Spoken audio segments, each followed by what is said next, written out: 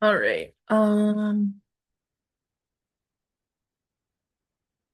Anin Anishinaabeg, Amin Indigenous Kanagu, Ajijak Ninindodame, Gawaba Begini Cognindunjaba, Bemijigamab. For my final essay project media thing, I'm doing a PowerPoint presentation with a video on Ojibwe history, resistance, identity, and cultural survival. Uh, So this is my presentation on Ojibwe history and the topics that really resonated with me this course. I'll be talking about Ojibwe worldview, clan systems, treaties, tribal sovereignty, Chief Hole in the Day, Bad River documentary, Brenda Child's book, My Grandfather's Knocking Sticks. Um, all of these pieces connected in ways that help me understand how strong Ojibwe people are and how much history affects the present.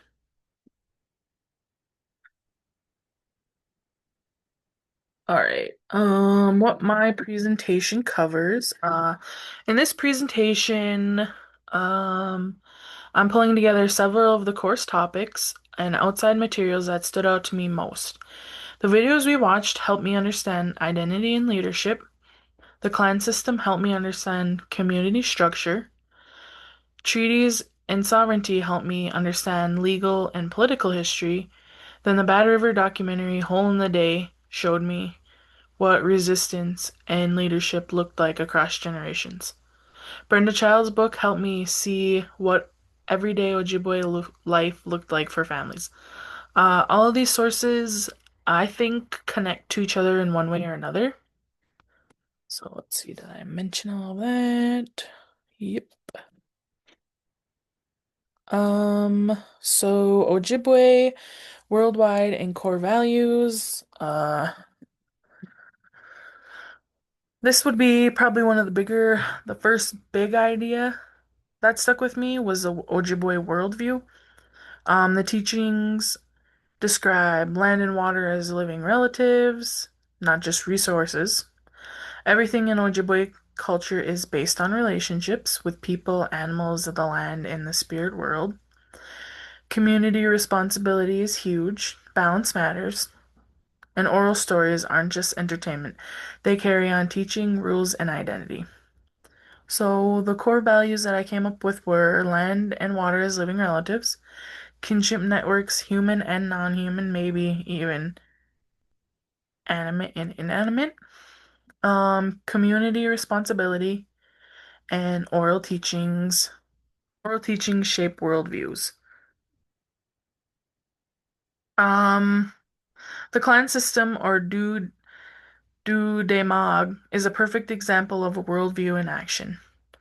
Every Ojibwe person traditionally belongs to a clan, and each clan has a role in the community. Clans basically shape the identity, who you're responsible to, how you behaved, and what duties your family had.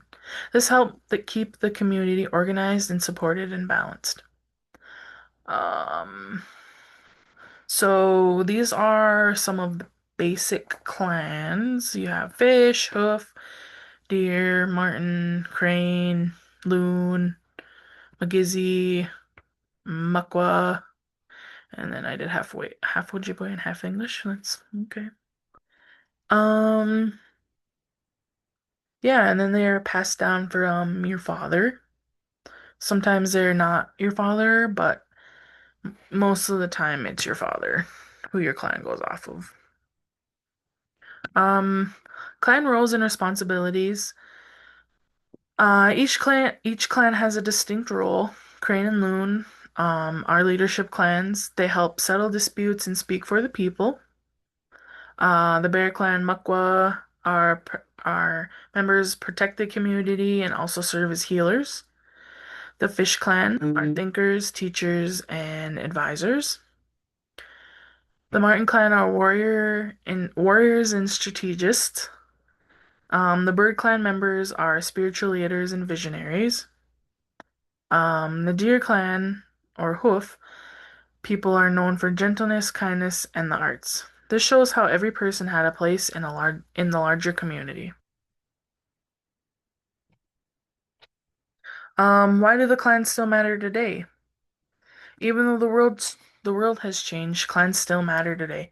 Many people still identify by clan, and it helps them understand where their family comes from and how their ancestors contributed to society.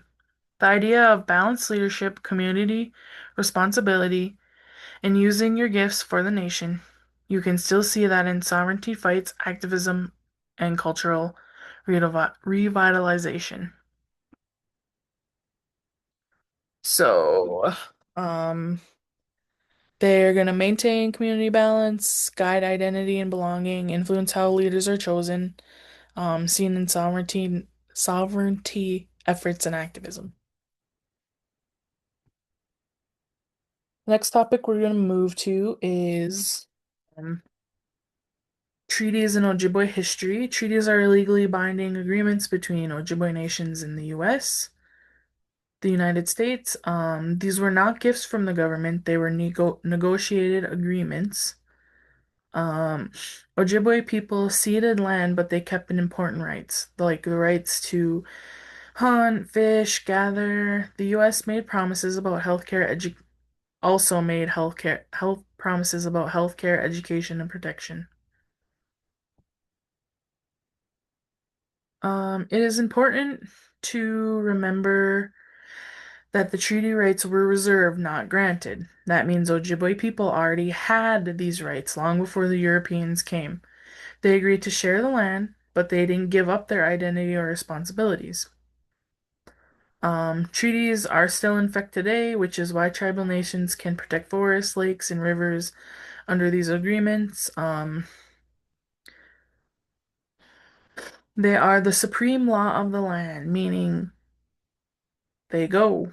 They need to be followed. Even though the government tries to at times not follow them, they need to be followed because they're the law of the land. Um, and they are probably one of the most important things in Ojibwe history. Like they're a big thing. Tribal sovereignty is the idea that indigenous nations have the inherent right to govern themselves. They have their own governments, laws, elections, and courts. Sovereignty existed long before the United States and continues today. It is what allows Ojibwe nations to manage natural resources, maintain treaty rights, and protect their communities.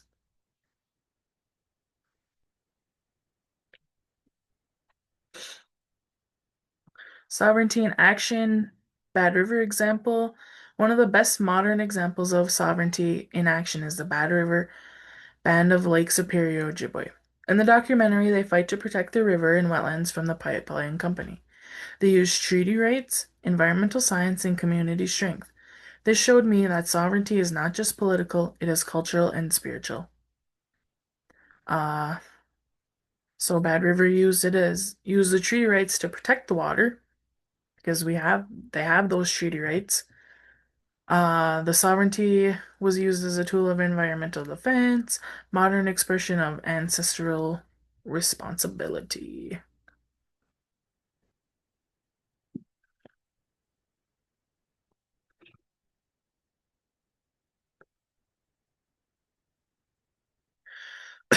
All right, that picture is really blurry. Chief Hole in the Day. Now shifting into history, Hole in the Day was one of the most well-known Ojibwe leaders during the 1800s. And I would say specifically in Minnesota, he was a very well-known leader. He was from the Mississippi Band and was active during the Major Treaty era. A lot of Americans didn't see Native leaders as equal negotiators, but Hole in the Day made sure the Ojibwe voice was heard.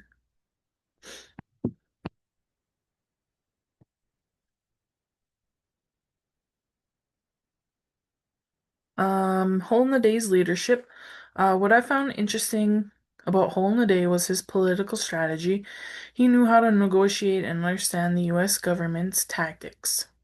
Some people respected him, criticized him, but he fought hard to protect Ojibwe lands. His leadership was complicated, but that's what makes him important. He really fought hard for our people. For me, Hole in the Day showed that leadership in Indigenous communities was never simple. It took strength, intelligence, courage to stand up in front of the US or stand up to the US government. He represents the early forms of resistance that we still see today in Native activism. Um, so some lessons that I took away was Indigenous leadership is dynamic, not one voice, but many. And leadership shaped the community, clan, and land.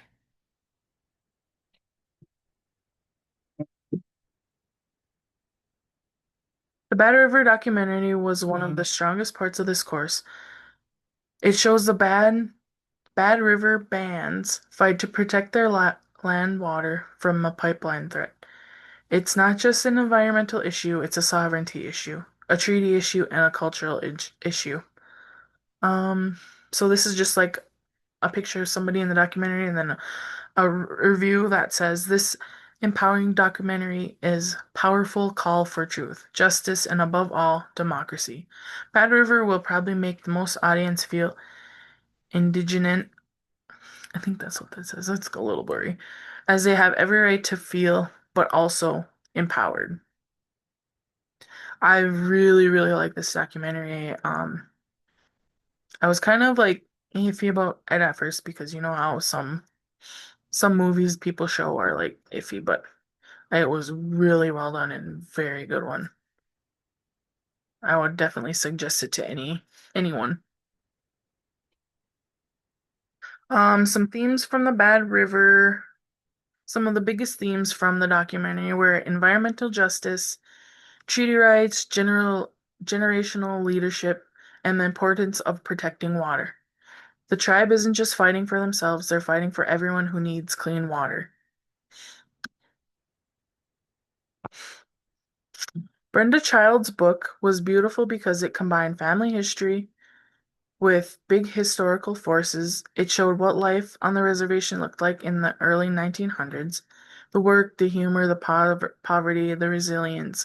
It helped me understand that Ojibwe history beyond big is beyond the big political events.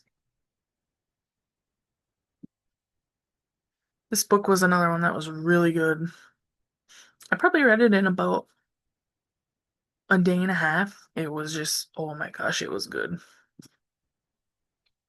Um, Themes from Brenda Child's book.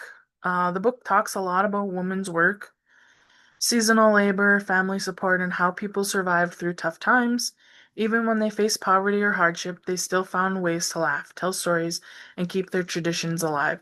It reminded me that survivance happens in everyday life. All right. Connecting all the sources. When you put all these themes together, clan identity, treaties, historical leaders, modern activists, storytelling from families, you start to see a full picture of Ojibwe history. These sources aren't separate. They all connect through survivance, leadership, community responsibility, and a deep relationship with land and water.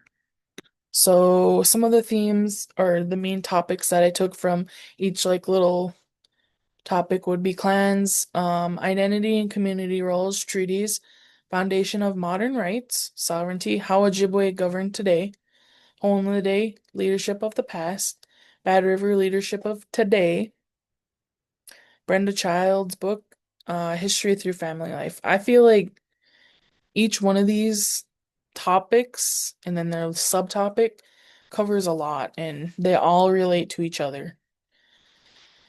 Um, like even just Hole in the Day and Bad River.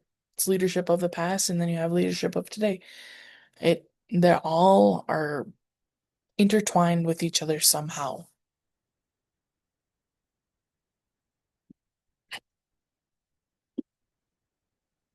In conclusion, this course taught me that Ojibwe history is a living story. It's all about survival, identity, strength. The videos, the book, the documentary, and all these leaders help me understand that Ojibwe culture isn't something from the past, it's something that continues every day. Miigwech for listening to my presentation.